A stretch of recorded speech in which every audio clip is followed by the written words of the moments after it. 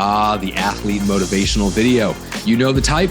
Jordan, Goggins, Mamba mentality, all that fun stuff. They're all based around high performance and building what I would call the athlete mentality, which is really fun and interesting to play around with. However, most of the time, getting to the next level as an entrepreneur isn't about your personal performance.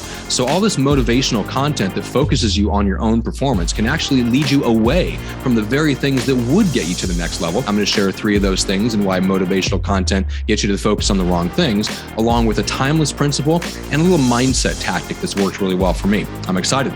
Let's jump in. At the buzzer, Michael Jordan has won it for Chicago.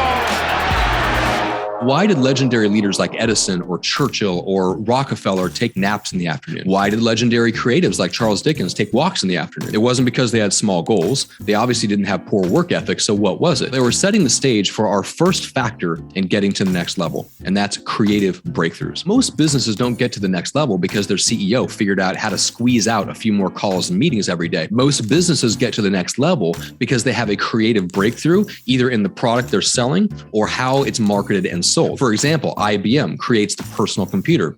Dell comes along with a creative breakthrough. Dude, you're getting a Dell. Of selling computers by direct mail. And those kinds of creative breakthroughs require space. In other words, you can't be running from meeting to call to meeting to call all day and expect those kinds of creative breakthroughs. It's just not how human beings are wired. If you're a lifestyle entrepreneur, you don't have an R&D department you can just assign to come up with a creative breakthrough. You don't have a vice president of sales who you can tell, hey, we need a creative breakthrough in sales this quarter.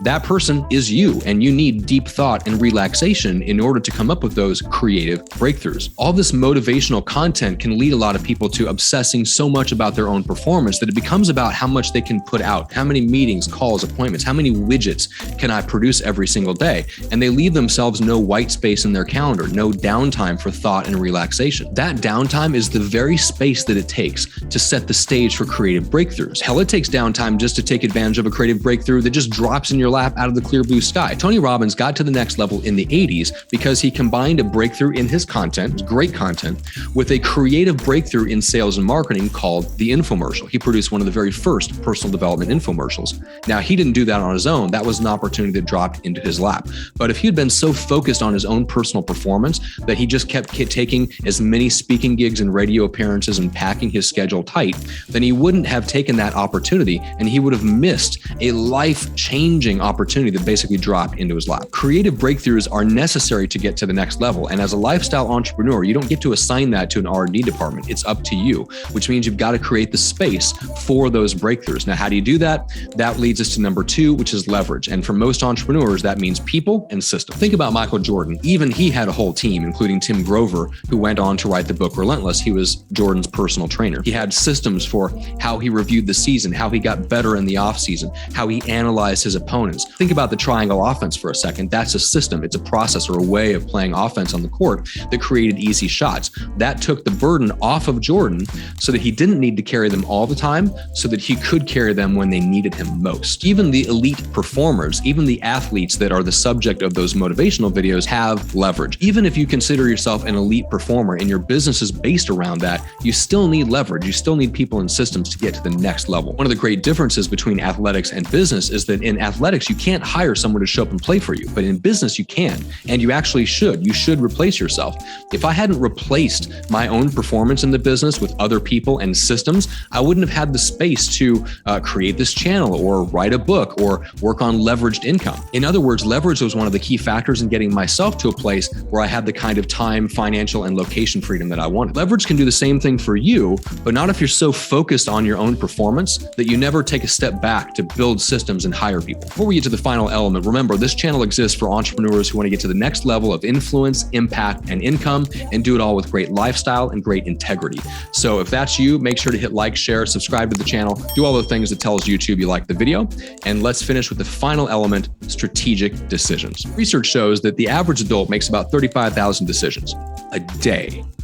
But Peter Drucker said one of the best CEOs of all time made most of his contribution to his company with only 4 strategic decisions. This was back at Bell in the 20s, and those 4 decisions, which included starting Bell Labs, made the company one of the most innovative in history, and it turned it into a legendary business success story. So let that sink in for a second. That CEO probably made millions of decisions over his tenure, but all of his success came down to just 4 decisions. Brace yourself for another unpopular opinion.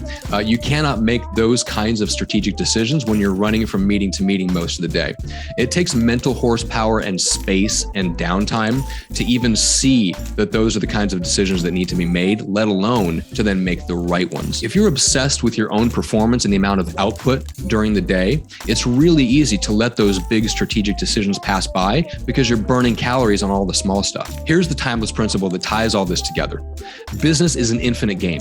It's not a head-to-head competition where one athlete wins. If we're low on energy and we need to hit the gym, David Goggins or a Michael Jordan motivational video might be exactly what we need. But as entrepreneurs, the athlete mentality is not going to get us to the next level. In fact, that mentality is more likely to lock us into a hamster wheel of high performance. And if we ever step off that hamster wheel, our entire business falls apart. And we won't have the time and space and mental horsepower to do the things or make the decisions that will actually get us to the next level, which is the whole point. The athlete mentality is, I think, fun to play with, but one that's more useful to an entrepreneur is the mindset of a coach.